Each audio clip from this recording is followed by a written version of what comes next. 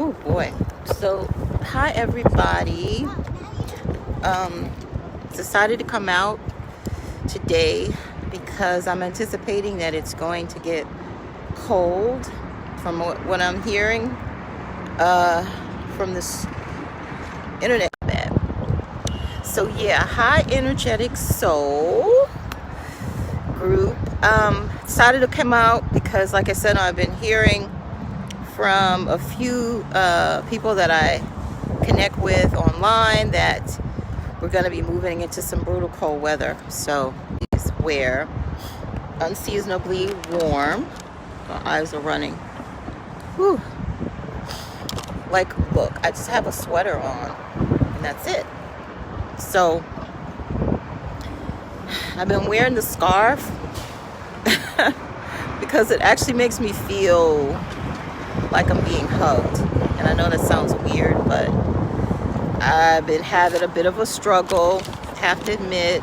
And today I sort of had a breakthrough as it relates to me feeling on the funky side. And I'm hesitating to share the details, but I feel like as it relates to being a coach and not being able to control things to a deeper degree, like wanting to make a difference or impact, not just in your world, but a little further and beyond. So my struggle is that I'm not able to help the people that I love. And that has really just been a little bit of overwhelm for me. But today, after reading a post, I realized that, my famous affirmation is everything is as it should be. Nothing is out of order. I have to remind myself that I'm not here to save the world, not even the people that I love. Now, we're all on a journey, that we all are where we're supposed to be. Whether you're at level 1 or level 4, in your energy level, wherever you are, it's okay. It's okay. And another thing I've come to understand is that I have to let go of the past. I tend to dibble and dabble a bit, especially when it comes to times when I want to share my story. And just getting to be in my 50s, understanding, the dynamics of how I grew up and how that affects your skew or your perspective on life. Intellectually understanding it, but not always understanding how to maneuver through it, So I think I shared with you guys before that I have this, what should I call it? It's a name for it. When you don't talk to your family, when you basically don't connect. And, I basically made the decision to not do that, not participate in the emotional pull and all of that. But it doesn't take away the fact that I love my mother. And I'm concerned because I haven't spoken to her, because at this point it's been several months, and we've gone through this kind of thing like over the years, but she's getting older now, so I do have some real concerns about her safety and welfare. She does live alone. She's not answering her phone, and I don't have any direct contact with her neighbors. So we have made an attempt, my daughter and I, to try to get people that we know to stop by and check, but she's not answering the door. So that kind of gives me a little queasiness in my belly. But at the same time, I just have to understand that we all have our contracts. We all have our stories. We all have our journeys. I'm just a part of it. I'm just playing a role. And so are they. And it's all about, you know, everybody moving forward from where they are. And sometimes we have to go all the way down in order to come up. And it's okay. And then there's a light side and a dark side. And we have to all experience that, you know. And you can't, you know, you can't, even from a coach's perspective, you can't make it your right to judge it, wherever it is, wherever someone chooses to be, and however they choose to feel. It's their right. It's their God-given right. And so my job is not to fix anybody. My job is not to judge a situation or a person deciding, you know, that they're okay. When, in my opinion, they're not. But they're saying they're okay. So I have to let go, and I have to, you know, I have to know that it's a part of, you know, like I said, my interacting with the souls that have come in contract to be in this earth plane and to live, you know, in this dynamic. So some days I do well, some days I don't do so well. Some days I feel like I want to give up. Some days I feel like I'm not a good example. Sometimes I feel everything. Like I feel like I'm an emotional, energetic sponge.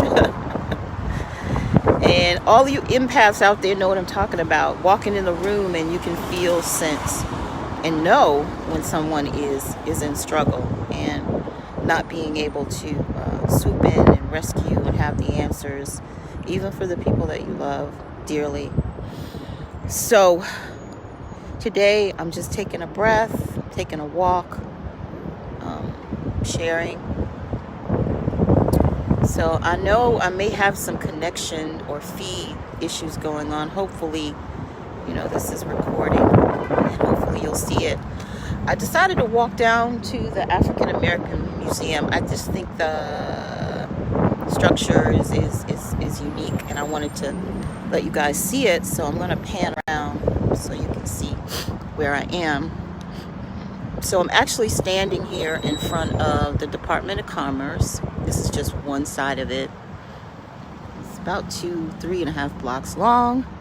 And so over here is the African American Museum. So I'm going to step aside, see if I can get you to visually be able to see it.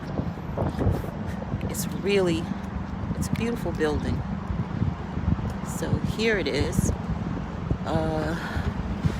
I've been in, and of course you can't see it all in one visit, but again, letting go of the past. I had an emotional experience when I went to the portion of the museum where you were actually supposed to experience the experience of being on the slave ship, and being, again, an empath. I picked up the energy and the sadness, and I didn't like that feeling. And I always say that that's probably why maybe in my past life, you know, I have experienced being confined. And so I'm having, you know, I do have claustrophobia, and like I can't go in MRIs unless they, you know, completely drug me. Then I can go in because I don't know what the hell's going on, but can't do it. Yeah. So I don't know. I just think that maybe something that I may have experienced, like I said, in a past life that has, you know, that energetic pull or cord is still very present in this lifetime. So don't like closed in spaces, can't do them. So yeah, guys, I've seen this monument, which is likened to an erection in my mind. But anyway, just wanted to get out, get some air, and I don't want to ramble. But yeah, I still have some items on my to-do list. I'm not going to be able to probably smash it off by tomorrow. I think tomorrow is our day 10 from our 10 item list. So I might need till the weekend to get it all squared away. I appreciate though having that focus, because you know, sometimes you just have to force your hand in order to get things done. And my experience in the past is that the best way to do it is to do it with the support you need around you. And so that was the reason why I offered that activity.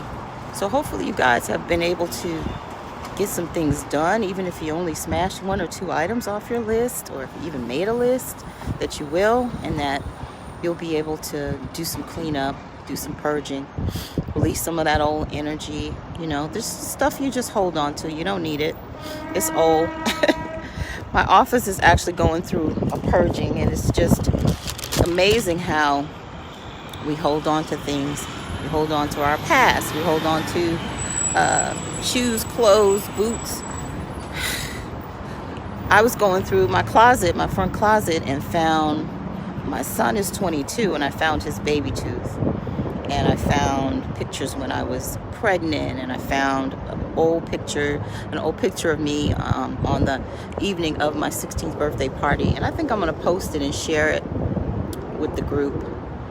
But it took me back, and I actually started weeping because it was very, what's that word, nostalgic for me to remember, you know, just like pictures. Just like music can transport you, you know, photos and images can do that as well.